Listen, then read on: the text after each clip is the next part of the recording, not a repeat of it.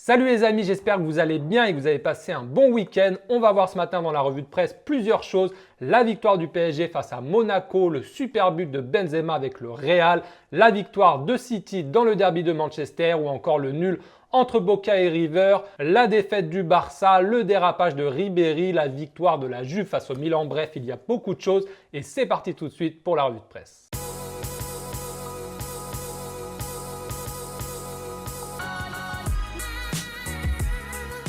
Et on commence donc cette revue de presse par la victoire 4-0 du PSG hier à Monaco. C'est trop facile, titre l'équipe ce matin et difficile de dire autre chose que ça. Le PSG s'est baladé face à une équipe de Monaco complètement décimée. Il y avait plus de 16 joueurs blessés. Thierry Henry a donc mis pas mal de jeunes, comme d'hab depuis quelques semaines, et ils se sont fait marcher dessus par le PSG, avec notamment un triplé de Cavani et un but sur penalty de Neymar. Et le PSG, en plus, on avait l'impression qu'il ne forçait pas, qu'il n'était pas à fond, il n'avait même pas besoin. Ça fait quand même 4-0 au final entre le champion de France et le dernier champion de France avant le PSG. C'est donc un petit peu triste, beaucoup de monde à regretter un tel écart entre le PSG et puis l'un de ses anciens rivaux. Dites-moi dans les commentaires ce que vous en pensez. Est-ce que ça vous dégoûte un petit peu ces victoires trop faciles du PSG en Ligue 1 ou est-ce que c'est surtout le fait que Monaco soit complètement à la rue?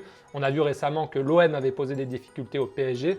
Mais en tout cas, voilà, le PSG enchaîne un 13e succès en 13 matchs de Ligue 1 cette saison. C'est un record en France.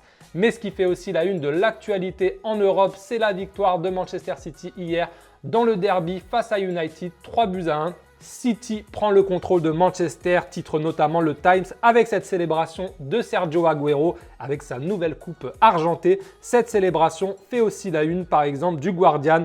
Mind the gap, faites attention à la marche. Manchester City compte 12 points d'avance sur Manchester United après 12 journées. Et à la fin du match, José Mourinho a notamment expliqué qu'il avait estimé que le score 3-1 était un petit peu sévère, que son équipe n'avait pas été autant dominée que le score peut le laisser transparaître. Selon le Guardian, Mourinho se cherche des excuses. Son équipe n'a presque rien fait dans le jeu. Elle est revenue dans le coup grâce à un penalty de Martial, mais n'a presque pas tiré dans le match. Et donc, selon le média anglais, voilà, l'écart est énorme entre les deux équipes, quoi qu'en dise José Mourinho. Dites-moi aussi ceux qui ont vu le derby hier, est-ce que Manchester United a été tant dominé que ça par City? Moi, je ne vais pas vous cacher, je n'ai pas vu le match. Mais dites-moi vous ce que vous en pensez. Est-ce que City était trop fort pour United ou pas? Donnez-moi votre avis.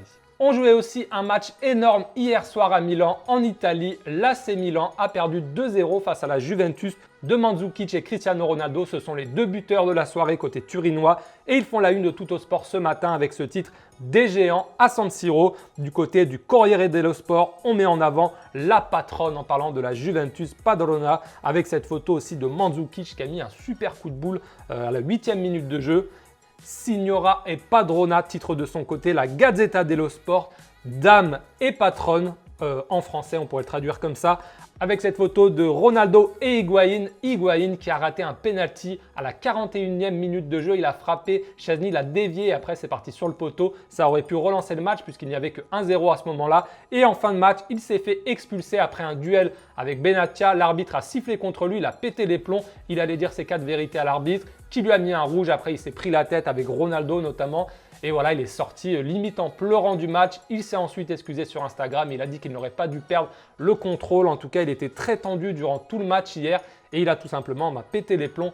Direction désormais l'Espagne où le Real Madrid s'est imposé 4-2 hier soir face au Celta Vigo et remonte à la 6e place du classement. Ça fait 4 matchs pour Solari depuis qu'il est sur le banc du Real et ça fait 4 victoires.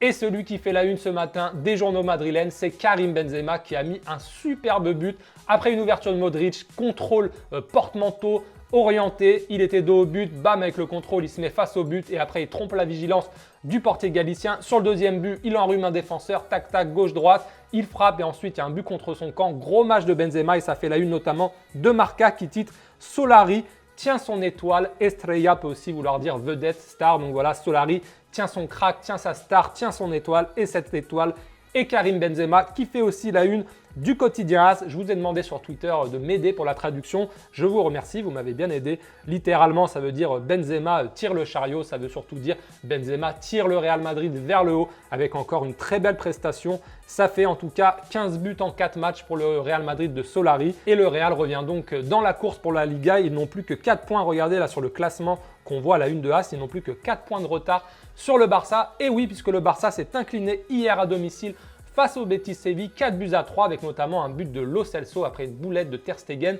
Léo Messi a mis un doublé, mais ça a été insuffisant pour le Barça qui a donc perdu 4-3 et ça fait la une de la presse catalane avec ce titre de Mundo Deportivo, un pas en arrière du côté de sport. On parle même carrément de leçons reçues par la bande de Valverde qui est notamment critiquée pour ses errements défensifs. Mais le week-end était décidément très chargé en gros matchs. Il y avait aussi eu samedi Borussia Dortmund qui a gagné contre le Bayern Munich 3-2. Mais hier, c'était aussi la finale aller de la Copa Libertadores, donc l'équivalent de la Ligue des Champions. Là-bas en Amérique du Sud, ils jouent la finale en match aller-retour. Et cette année, c'est Boca Juniors contre River Plate, la finale, le super classico entre les deux ennemis argentins. La finale avait lieu à la Bombonera de Boca Juniors et il y a eu 2 partout. Boca a mené 2 fois au score, mais s'est fait rejoindre à chaque fois. Et regardez, en une de Olé, ce titre, la plus belle finale du monde, avec cette occasion en toute fin de match de Benedetto dans les arrêts de jeu. Tevez était entré en cours de jeu, il l'a servi, il était tout seul, regardez, et il n'a pas réussi à marquer. Le gardien de River a réussi à la détourner. La finale retour aura lieu dans 2 semaines au Monumental de River Plate. Ça s'annonce exceptionnel. Et on termine enfin cette revue de presse en Allemagne avec une info un petit peu triste. Ribéry, après la défaite justement du Bayern Munich face à Dortmund, aurait giflé 3 fois Patrick Guillou, le commentateur de beIN Sport, qui est un ancien joueur notamment de Saint-Etienne. Visiblement, il a critiqué Ribéry durant le match et Ribéry, à la sortie, l'a vu près du bus bavarois et lui aurait mis 3 claques. Le Bayern Munich a reconnu qu'il y avait eu un incident sans préciser vraiment sa nature et a dit qu'il allait rencontrer Patrick Guillou pour s'expliquer avec Ribéry et essayer de calmer cette histoire. En tout cas, ça fait la une de Bild qui révèle cet incident et ça ne participe pas forcément à améliorer l'image de Franck Ribéry, déjà assez écorné en France. Là, cette nouvelle affaire, ça ne va pas jouer en sa faveur. Attendons quand même d'avoir tous les éléments, puisque là, Bild dit ça, on ne sait pas vraiment ce qu'il s'est passé.